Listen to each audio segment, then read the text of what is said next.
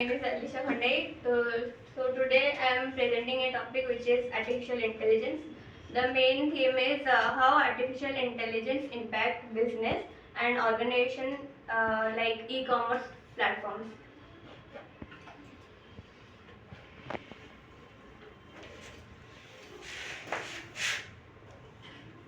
So this is the topic, impact of AI in business and e-commerce. So first of all, we all are knows that what is business. Business is an economic activity which is always deals like money and money source. And business refers to any occupation in which people are regularly engaged in and view to earn profit. तो एक जगह पे लोग एक साथ होके वहाँ पे क्या करते हैं ना, एक एम रखते हैं, गोल उनका एक ही रहता है, वो है अर्न प्रॉफिट. तो प्रॉफिट अर्न करना मेन गोल होता है. So what is AI? AI simply means a machine can think and learn like human. So it is everywhere today's we are हमारे फोन में भी रहता है AI, हम यूज करते हैं. So it is a powerful tools and serves customers also.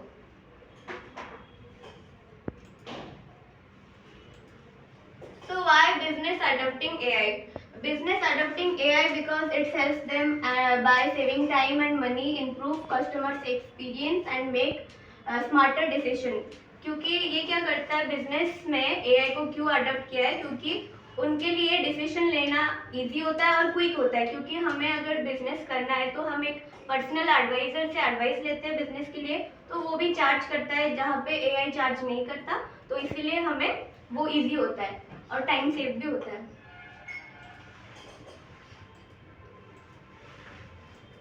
So there are some features of AI in business. There are many features like AI saves time, data analysis helps to decision making, increase productivity, market analysis.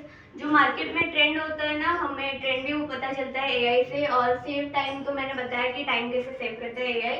दूसरा data analysis, वो सारा data भी analysis कर देता है एक साथ. अगर हमें कुछ चाहिए पीपीटी वगैरह और प्रेजेंटेशन प्रोजेक्ट टाइप, तो हम उसको डाटा देते हैं, उसके बाद वो प्रेजेंट करके हमें दे देता है. तो डाटा एनालिसिस भी हो सकता है और हेल्प्स टू डिसीजन मेकिंग, क्योंकि उसके पास सारा डाटा रहता है हमारे सोशल एनवायरनमेंट में क्या होता है, तो वो डिसीजन मेकिंग अच्छे से कर पाता है. और इंक्रीज प्रोडक्टिविटी, सो हमें पता चलता है कि हमारा प्रोडक्ट कैसा होना चाहिए, दूसरों का इन्फॉर्मेशन भी उनके पास होता है. तो AI is smarter than decision making.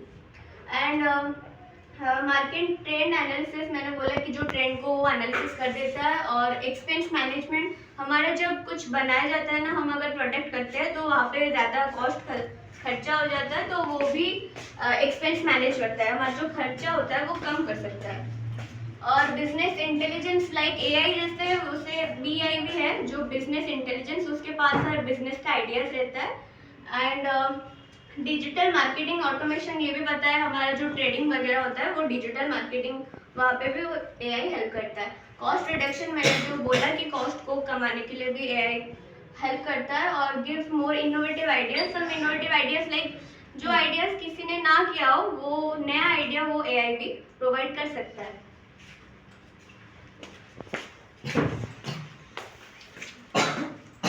So AI is good or bad?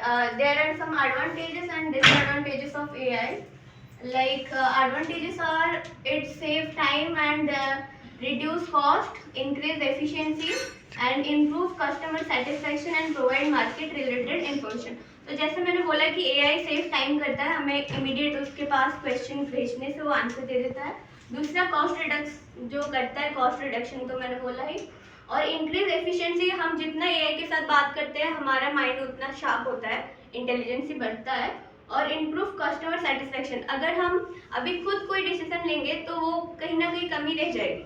अगर AI से लेंगे तो कस्टमर भी सेटिस्फाइड होंगे. आज सेल्स दुकान में और कहीं भी हमें पता चलता है कि कस्टमर के माइंड में भी क्या चल रहा है. और इम्प्रूव कस्टमर सेटिस्फेक्शन, कस्टमर कैसे सेटिस्फाइड होता है वो होता है. और providing market related information, market में क्या चल रहा है अभी, जैसे कि हमारा GST February 1 में लॉन्च हुआ था, मार्केट में क्या चल रहा है हमें सब इन्फॉर्मेशन भी AI से मिल सकता है. और some disadvantages why AI is not good, because it is the cost of implementation is high.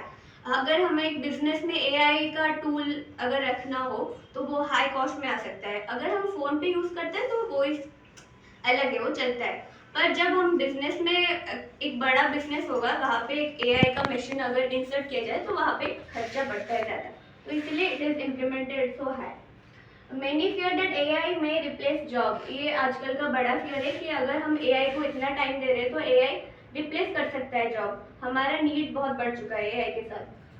तो थर्ड है data privacy is also a big issue, क्योंकि हमारा डेटा जो एआई के पास जाता है वो भी एक इशू है, क्योंकि वहाँ पे हमारा सेव नहीं देता, लीक हो सकता है डेटा। और AI is collecting personal data, it is same also. There is a need for skill people who can handle AI system. तो एआई को हैंडल करने के लिए भी एक स्किल पीपल चाहिए जो कि एआई को हैंडल कर सकता है properly. So there are some advantages and disadvantages.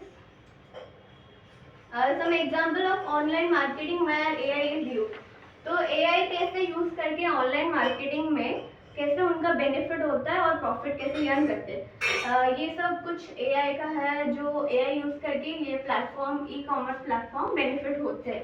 यहाँ पे in commerce e commerce platform like Amazon, Flipkart, Meesho, Myntra, Nykaa, etc. They are also adopting AI because development the economic factors. In marketing, AI helps companies target the right audience with the right ads.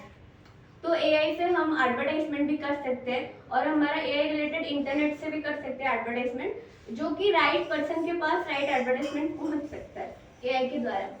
In HR को क्या AI help करता है कि इन help in resume scanning and hiring.